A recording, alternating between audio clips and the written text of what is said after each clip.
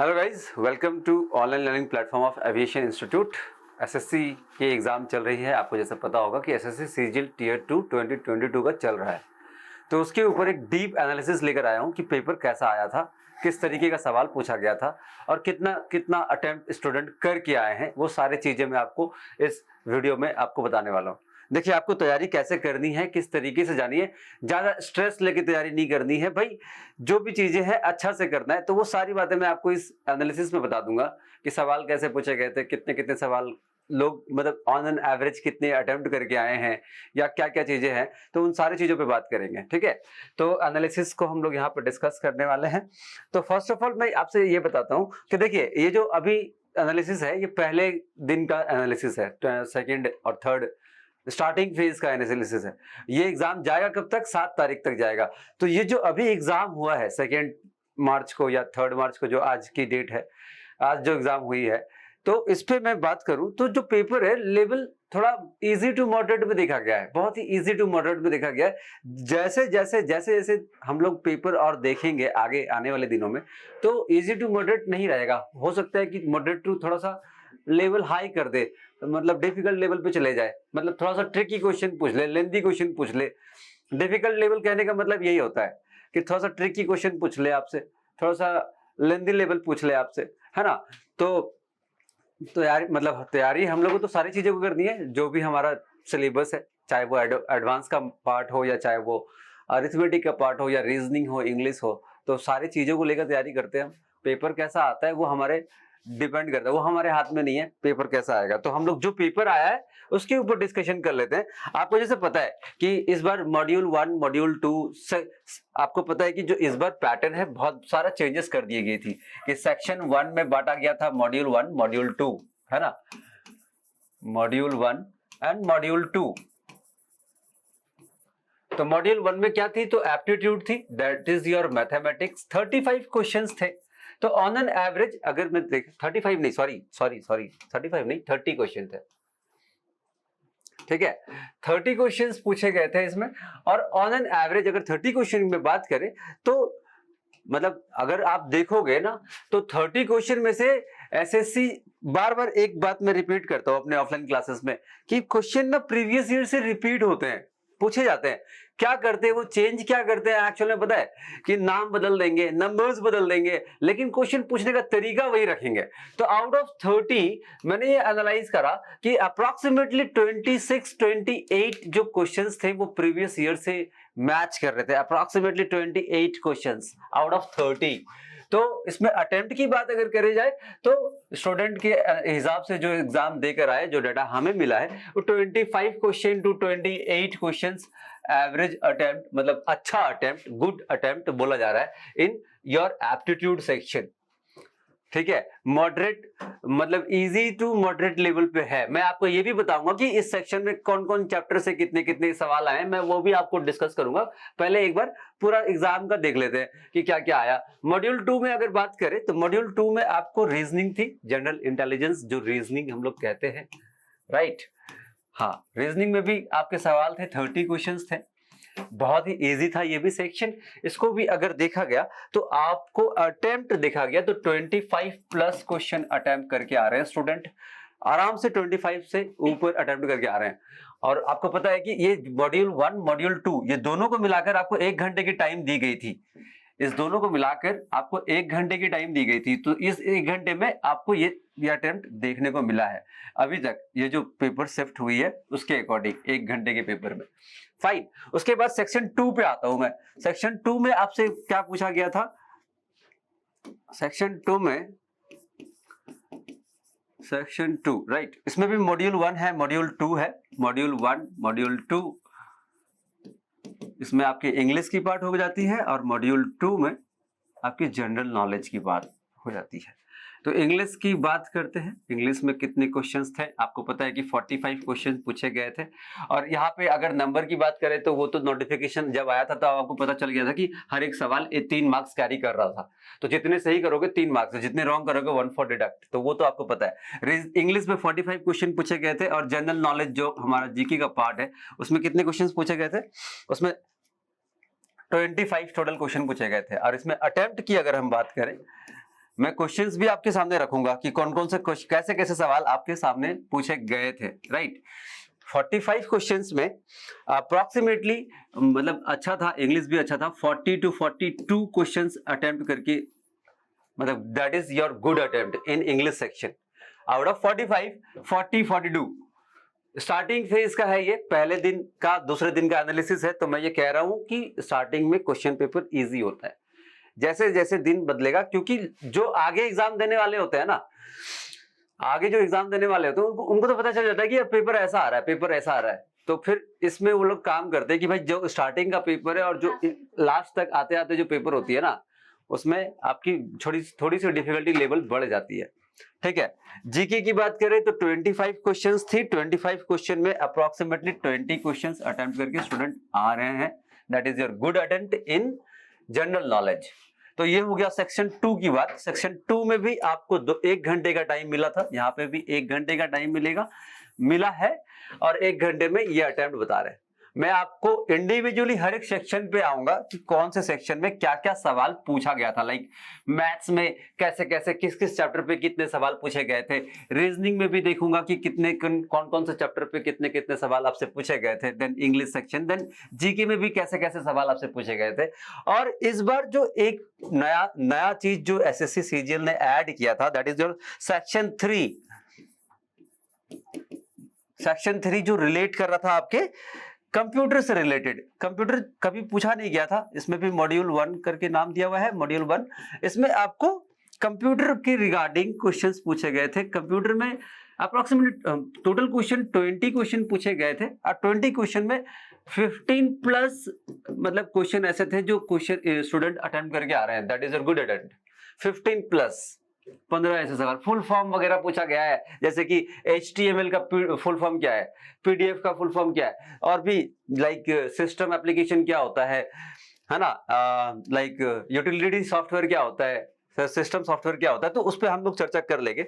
तो ये एक था जो मैं बताया आपको, एक गुड अटेम्प्ट जो भरपूर अच्छे से तैयारी करके गया है, उसके लिए ये अटेम्प्ट है। और ये मैं कहता हूं कि ये पॉसिबल दिखता है जब ये देख रहा हूं कि क्वेश्चन किस किस तरीके से या किस किस चैप्टर से पूछे गए, कैसे कैसे सवाल पूछे गए, तब ये दिखता है कि इतना पॉसिबल है अटेम्प्ट करना, ये पॉसिबल है अटेम्प्ट करना, ठीक है। तो ये रह गया आपके सेक्शन वाइज कि कितने कितने क्वेश्चन पूछे गए और किस तरीके से। मैं आता हूं कि कौन कौन से चैप्टर से, जैसे कि मैं बात करता हूं जीके क्या, तो जीके में कौन कौन से सवाल पूछे गए, फुल फॉर्म क्या पूछा गया, कैसे कैसे, एक दो एग्जाम्पल मैं आपको बताता हूं, जिससे आपको थोड़ा सा एक क्लियरिटी मिलेगी। जैसे कि फियरलेस बुक, जैसे जीके के बारे में अगर मैं आपसे बात करूं तो आपसे पूछा गया कि फियरलेस बुक एक बुक है, फियरलेस बुक का ऑथर कौन है, तो जीके का सवाल है, राइट। उसके बाद 77 ग्रैंड मास्टर चेस कौन जीता था, है ना, 77th ग्रैंड मास्टर चेस की जो कंपटीशन हुई थी कौन जीता था, तो ये एक सवाल था। उसके बाद फिर फॉर्मूला ऑफ बेंजीन, बेंजीन का फॉर्मूला क्या होता है, तो C6H6 ये होता है, ठीक है। ऐसे ऐसे जीके के सवाल थे। फिर आर्टिकल एक बजट से रिलेटेड क्वेश्चंस थे। बजट अभी जैसे आया था, करंट अफेयर की बात करें तो बजट से रिलेटेड सवाल था। उसके बाद फिर स्पोर्ट्स रिलेटेड एक अवार्ड के क्वेश्चन थे, स्पोर्ट्स के अवार्ड के रिलेटेड एक सवाल था। तो एग्जैक्टली आपको क्वेश्चन पेपर तो रिलीज होगी तब पता चल जाएगा कि क्या क्या सवाल पूछा गया था। मैं बस आपको कुछ कुछ हिंट दे रहा हूँ, ठीक है। खेलो इंडिया जो प्रोग्राम है अपनी मतलब सेंट्रल गवर्नमेंट की तरफ से चलाया जा रहा है, खेलो इंडिया के ऊपर एक सवाल पूछा गया था जो करंट अफेयर से रिलेट कर सकता है, राइट। अंडर 19 वर्ल्ड कप का कप्तान कौन है, जो 2000 मतलब आपके जीके में ये बात पूछी गई थी कि अंडर 19 जो हमारे क्रिकेट टीम है उसका कप्तान कौन है, ऐसे करके। फिर अटल पेंशन स्कीम से एक सवाल थी, अटल पेंशन स्कीम से रिलेटेड एक, ये आप करंट अफेयर में पढ़े होंगे, राइट, अटल पेंशन के बारे में।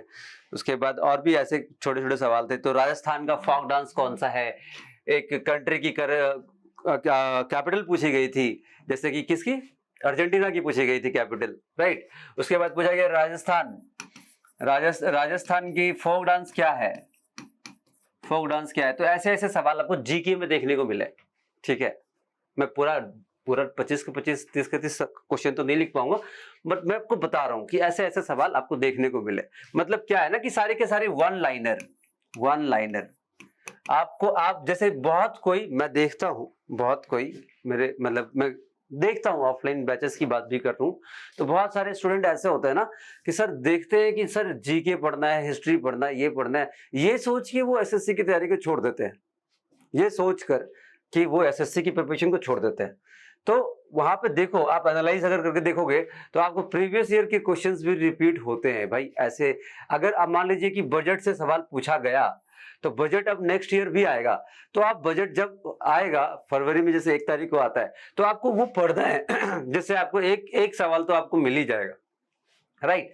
स्पोर्ट्स रिलेटेड अगर कोई सवाल है तो आपको वो पढ़ना है। मतलब देखो, करंट अफेयर की बात करें तो करंट अफेयर बहुत ही कम है, आउट ऑफ 25 2-3 सवाल है जो करंट अफेयर से रिलेट करता है। वैसे अगर देखा जाए तो जीके से रिलेट करती है। तो जितने भी प्रीवियस ईयर के क्वेश्चंस पेपर आपके पास हैं या आप डाउनलोड कर सकते हैं, पीडीएफ फाइल उसकी मिल जाती है, तो वो अगर आप पढ़ेंगे ना तो आपको आराम से, मैं कहता हूं कि कुछ ऐसे सवाल होंगे जो आपको मिल जाएंगे। अब बताओ कि साइंस में ये क्वेश्चन है, बेंजीन का केमिकल नेम बताओ क्या होगा, तो ये आप पढ़ोगे नहीं साइंस का जब सिलेबस पढ़ोगे तो ऑब्वियसली, है ना। करंट अफेयर से एक ह्यूमन डेवलपमेंट इंडेक्स पूछा था, इंडिया के रैंकिंग क्या है, ह्यूमन डेवलपमेंट रैंकिंग क्या है इंडिया का, तो ऐसे ऐसे सवाल थे करंट अफेयर से। ठीक है, मैं आता हूं मैथ्स के ऊपर कि मैथ्स में या रीजनिंग पे देखते हैं, पहले मैथ्स को भी देख लेते हैं कि मैथ्स में सवाल कैसे कैसे पूछे गए थे, या फिर कौन से चैप्टर से। जैसे आपको पता है कि नंबर सिस्टम, मैं स्टार्ट करता हूं नंबर सिस्टम से।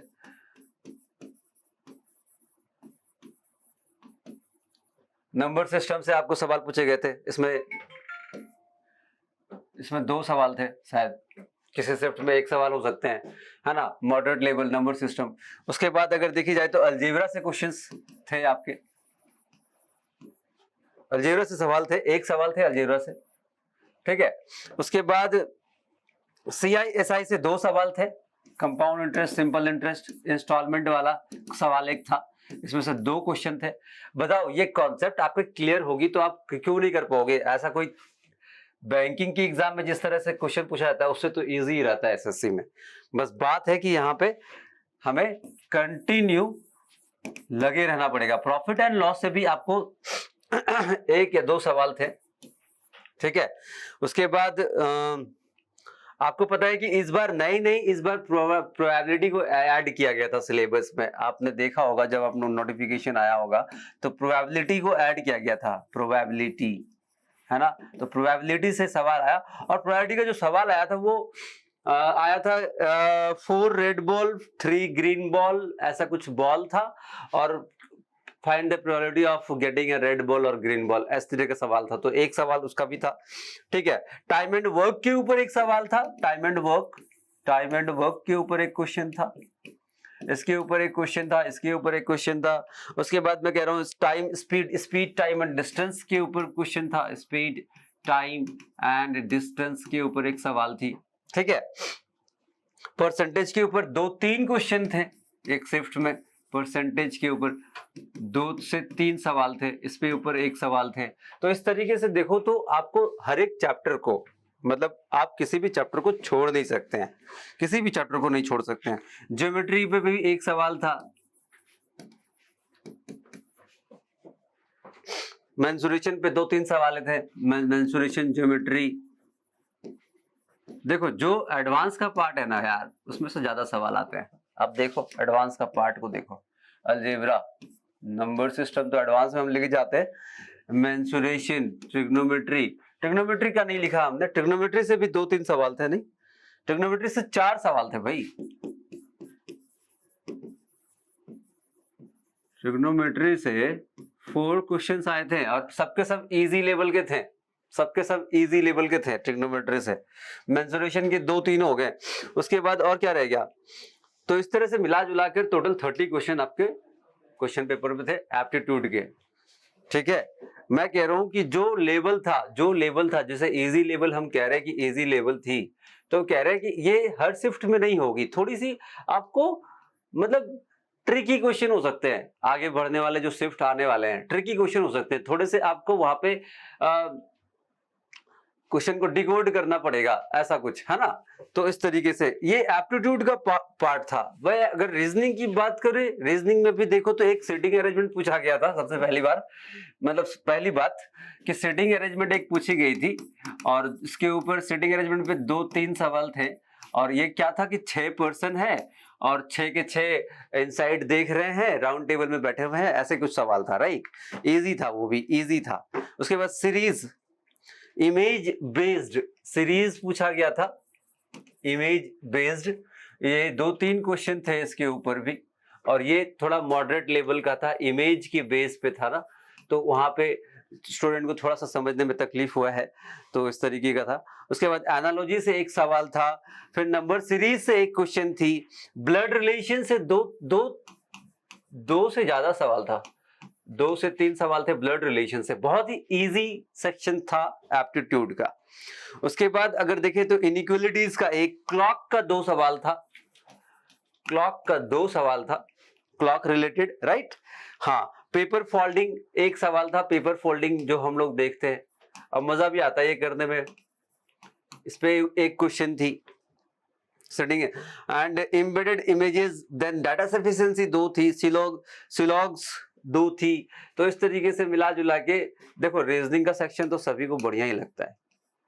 प्रॉब्लम क्या होता है पता है कि आप प्रैक्टिस नहीं करते हैं।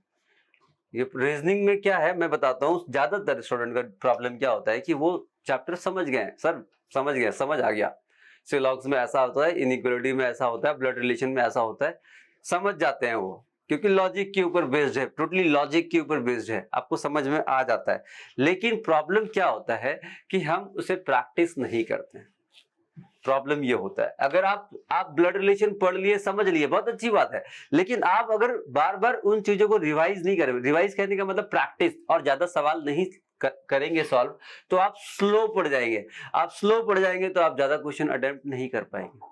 आपका पता है कि रीजनिंग का पार्ट ऐसा पार्ट होता है कि जहां पे आप ऑन एवरेज से ज्यादा अटेम्प्ट करके आएंगे। मान लीजिए कि ज्यादातर स्टूडेंट 25 क्वेश्चन अटेम्प्ट करके आ रहे हैं, तो आप 28 करके आएंगे, ऐसा हो सकता है रीजनिंग में, है ना। चाहिए क्या कि आपकी स्पीड चाहिए, स्पीड के साथ एक्यूरेसी चाहिए, ठीक है।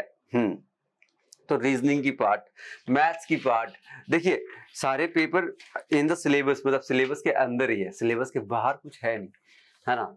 कोई कहेगा कि टफ आया है, तो नहीं, टफ नहीं है, बस आपने पढ़ाई नहीं करी है। आप पढ़ाई करेंगे तो आपको टफ नहीं लगेगा। आप अगर अब जो इंग्लिश की बात कर लेते हैं थोड़ी सी, इंग्लिश में आप अगर 45 क्वेश्चन की बात करें ना, 45 क्वेश्चन में आपको तो कॉम्प्रिहेंशन पूछा गया था, कॉम्प्रिहेंशन ही 3 थे, 3 कॉम्प्रिहेंशन थे। कॉम्प्रिहेंशन पढ़ो, ढूंढो, सवाल का जवाब ढूंढो और आंसर करो। और मैं हर रोज कहता हूं, मैं अपने स्टूडेंट को हमेशा कहता हूं कि आप ऐसी रूटीन बनाओ कि कम से कम एक कॉम्प्रिहेंशन, स्पेशली एक कॉम्प्रिहेंशन डेली सॉल्व करो। तो 3 कॉम्प्रिहेंशन थे, जिसमें से 2 ऐसे थे जो स्टोरी बेस्ड थे और एक था इंटरनेशनल रिलेशन या फिर किसी कंट्री की बात ही कर रहा था। तो 2 थे जो स्टोरी बेस्ड थे, स्टोरी जैसे थी वैसे, और एक था स्टोरी था, मतलब स्टोरी नहीं था, सॉरी, वो किसी कंट्री के ऊपर बेस्ड था, इंटरनेशनल रिलेशन कह सकते हैं आप। तो इस तरीके का एक कॉम्प्रिहेंशन था, इजी था। उसके बाद वर्ड्स, वोकैबुलरी की बात करें तो वोकैबुलरी में आपको स्पेलिंग मिस्टेक्स जो होता है ना, find the error in the spelling, तो वो ऐसे 2-3 सवाल थे, 2-3 सवाल वैसे थे। 45 क्वेश्चन में मैं बात कर रहा हूँ, ठीक है। एज रीडिंग कॉम्प्रिहेंशन में टोटल अगर देखी जाए तो टोटल 11-12 क्वेश्चंस थे, टोटल 11-12 सवाल थे आउट ऑफ 45। वोकैबुलरी के 2-3 सवाल थे, है ना। उसके बाद आप अगर देखो तो 1 वर्ड सब्स्टिट्यूशन 3 सवाल थे, idiom and phrases, idiom and phrases 2-3 सवाल थे, इडियम एंड फ्रेजेस 2 से 3 सवाल इसके थे। उसके बाद 1 वर्ड सब्स्टिट्यूशन, 1 वर्ड सब्स्टिट्यूशन, इसके ऊपर भी 2-3 सवाल थे। फाइन। क्लोज टेस्ट थे 4, क्लोज टेस्ट तो आपके क्लोज टेस्ट थे। उसके बाद अगर देखें direct indirect speech, direct and indirect speech 3-4 थे। तो इस तरीके से काफ़ी सारे मतलब आप सबको मिलाओ, जो सिलेबस में है वही चीज़ें पूछी जा रही है। आपने बार बार प्रैक्टिस करने की ज़रूरत है। बस जो चीज़ें हैं वोकैबुलरी पढ़नी है तो पढ़नी है। देखो ना, क्लोज टेस्ट में वोकैबुलरी चाहिए, उसके बाद यहाँ पे वोकैबुलरी चाहिए। फिल इन द ब्लैंक्स भी पूछा गया ना, फिल इन द ब्लैंक्स भी 2 पूछा गया है, फिल इन द ब्लैंक्स भी 2 पूछी गई है। तो फिल इन द ब्लैंक्स के ऊपर भी आपकी वोकैबुलरी ही लगती है। क्लोज टेस्ट हो गया, सिनोनिम्स एंटोनिम्स हो गया, सिनोनिम्स एंड एंटोनिम्स हो गया। तो सिनोनिम्स एंटोनिम्स के भी कितने सवाल थे? 4-5 सवाल थे इसके भी, 4 से 5 सवाल इसके ऊपर थे। तो ये वोकैबुलरी के ऊपर है। तो इस तरीके से इंग्लिश के सिलेबस की बात करें तो जो भी ऐसा कोई भी नया पैटर्न का सवाल नहीं देखा गया है। नया पैटर्न सिर्फ देखा गया है यहाँ पे कि आपको कंप्यूटर का सेक्शन को ऐड कर दिया गया है। कंप्यूटर का सेक्शन ऐड किया था जहां पे 20 क्वेश्चंस पूछे गए थे, और जो 20 सवाल पूछे गए थे वो यार DTQ के जो क्लासेस करते थे हम लोग, लाइक स्कूल के टाइम में कंप्यूटर सीखना है, वैसे सवाल थे। लाइक HTML का फुल फॉर्म बता दो, है ना, उसके बाद PDF का फुल फॉर्म बता दो, ऐसे सवाल थे। Portable document format, hypertext multiple language, ऐसे फॉर्मेट, और कोई सवाल थे मैं बता रहा हूँ। हार्ड डिस्क से रिलेटेड एक सवाल था, उसके बाद सिस्टम सॉफ्टवेयर। अब देखिए क्वेश्चन ना, कंप्यूटर की बात करें तो रिपीट हो सकती है, कंप्यूटर की क्वेश्चन को रिपीट किया जा सकता है। देखिए जितने सवाल आ रहे हैं ना अभी के शिफ्ट में, जो एग्जाम देने वाले हैं वो जरूर देख के जाएं कि सवाल क्या क्या पूछा जा रहा है। एक सवाल आया था, DVD का फुल फॉर्म बताइए, बताओ, है जी। उसके बाद MS वर्ड से रिलेटेड सवाल था, MS वर्ड में कुछ शॉर्टकट वगैरह पूछा गया था, शॉर्टकट। फिर वायरस से रिलेटेड एक सवाल थी, शॉर्टकट की ऑफ हाइपरलिंक वगैरह वगैरह। तो मैं कहता हूँ कि आउट ऑफ 15 क्वेश्चन आराम से आप वहां पे जो मिल जाएगा। इस तरह से 15 क्वेश्चन आप आराम से इसमें देख सकते थे, मतलब हो सकती थी। थोड़ी सी पढ़ के जानी पड़ेगी, 1 लाइनर जो PDF है उसको पढ़ना है PDF कंप्यूटर के ऊपर। और ऐसा जो कंप्यूटर का सवाल पूछा जा रहा है ना, ये पहले जैसे देखा जाए तो बैंकिंग में ऐसा सवाल पूछा जाता था, एक सेक्शन होती थी कंप्यूटर की, अब वो हटा दिया गया है, लेकिन यहाँ पे इंक्लूड किया गया है फिर से। SSC ने इंक्लूड किया है कि बैंकिंग के सेक्शन का, सॉरी कंप्यूटर के सेक्शन को ऐड किया है, जहाँ पे आपको बेस सवाल पूछा जाता है। तो ये टोटल मैंने आपको बताया review of 2 March and 3 March, including 3 मार्च। तो मैंने आपको ये बताने की कोशिश करी कि कौन सा सेक्शन में कितना आया। और मैं कह रहा हूँ, ये भी कह रहा हूँ कि यार नेक्स्ट जो एग्जाम होगी 6 तारीख को, 7 तारीख तक है ना, 7 मार्च तक एग्जाम है अभी। तो 7 मार्च तक में पेपर में चीजें चेंजेस होगी, तभी तो नॉर्मलाइजेशन की बातें होती है। नॉर्मलाइजेशन क्या होता है? पहला शिफ्ट इजी आ गया, दूसरा शिफ्ट थोड़ा सा उससे ऊपर आ गया, फिर ऐसे करते करते लास्ट जाते जाते थोड़ा सा लास्ट तक क्या होता है ना, पेपर थोड़ा सा टफ हो जाता है, ट्रिकी हो जाता है, कैलकुलेटिव हो जाती है, लेंदी हो जाती है ना। तब जाके फर्स्ट वाले शिफ्ट को लास्ट वाले शिफ्ट के साथ या फिर सारे शिफ्ट को लेकर नॉर्मलाइजेशन किया जाता है, तभी तक सबका कट ऑफ सिमिलर रखा जाता है, राइट। तो वो होगी इसमें जो एग्जाम का अटेम्प्ट था, मतलब आउट ऑफ 150 क्वेश्चन 150 क्वेश्चन जैसे होते हैं टोटल, उसमें से आराम से 100 कितनी गुड अटेम्प्ट बताई जा रही थी, 125 प्लस गुड अटेम्प्ट बताई जा रही थी। 125 से 120, 125, 30 के आसपास गुड अटेम्प्ट बता रहा था। तो इस तरीके से ये एनालिसिस रहा। मैं ये कहना चाहता हूं कि जो भी चीजें पूछी जा रही है ना, जो भी एग्जाम में आ रही है, आप अगर अच्छे से तैयारी कर रहे हो उस चीजों की, तो डेफिनेटली आप अच्छा परफॉर्म करके आएंगे, डेफिनेटली। मतलब वहां पे कुछ आपको नया लगेगा ही नहीं, आपको ऐसा लगेगा कि मैं तो पढ़ के आया हूँ यार, ये तो मैं जानता हूँ, ये तो मैं प्रैक्टिस किया था। आपको वो पर्टिकुलर मूवमेंट याद आएगा कि हाँ उस टाइम में मैंने ऐसा ही क्वेश्चन सॉल्व किया था, चाहे वो मैथ्स का हो चाहे रीजनिंग का हो। तो आपको करना क्या है कि कंटिन्यूटी मेंटेन करनी है। आपको रीजनिंग आ गई तो रीजनिंग को प्रैक्टिस करना बंद कर देते हैं। तो ये गलतियां देखने को मिली है कि रीजनिंग आ गई, रीजनिंग को प्रैक्टिस करना बंद कर दिया। नहीं, रीजनिंग को प्रैक्टिस करना है ताकि वो स्पीड मेंटेन करके रखे। अगर हम प्रैक्टिस करना बंद कर देते तो मेरा स्पीड कम हो जाता है। रीजनिंग में खास करके ऐसे गलतियां करते ही हैं, तो ये गलती नहीं होनी चाहिए, ये गलती नहीं होनी चाहिए।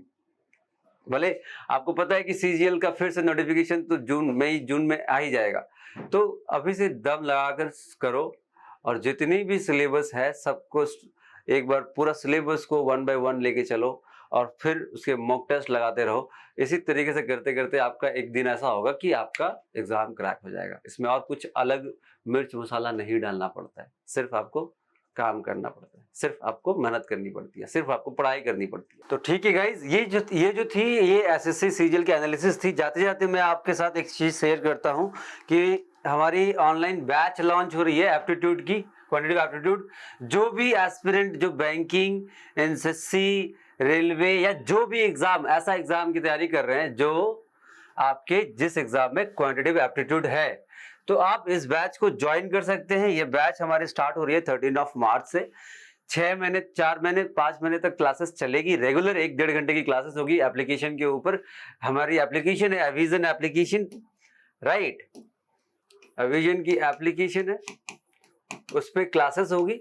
और इस पूरी की पूरी बैच की कोर्स भी हमने रखा हुआ है 499 ओनली, सिर्फ 499 रुपीज, जहां पे आपको पूरे के पूरे जो भी अरिथमेटिक का पार्ट है उसमें हर एक चीजों को हम लोग अच्छे से डिस्कस करेंगे।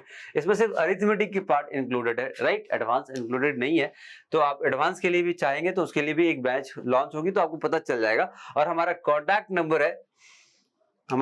नंबर है 700315। आप इस नंबर पे कॉल करके कोई भी इंक्वायरी हो या कुछ भी पूछना हो तो आप पूछ सकते हैं। 7003158133, ठीक है। इस नंबर पे आप कॉल करके कोई भी क्वेरी हो आप ले सकते हैं। और इस बैच को अगर आपको लगता है कि आपकी एप्टीट्यूड से डर लगती है या एप्टीट्यूड अच्छा नहीं है या फिर समझाने वाला आपको वैसा कोई नहीं मिला है, तो आप हमारे साथ जुड़िए, आपको समझ आएगी चीजें कैसे सिंपलीफाई हो सकती है। पूरे के पूरे सिलेबस को एक तरीके से देखकर, एक तरीके से मतलब एक इजी वे में हम कैसे सॉल्व कर सकते हैं। तो इतना ही था अभी एनालिसिस के लिए और ये बैच के लिए। फिर मिलेंगे हम लोग नेक्स्ट वीडियो में, तब तक के लिए ख्याल रखें अपना, तैयारी को करते रहें। धन्यवाद।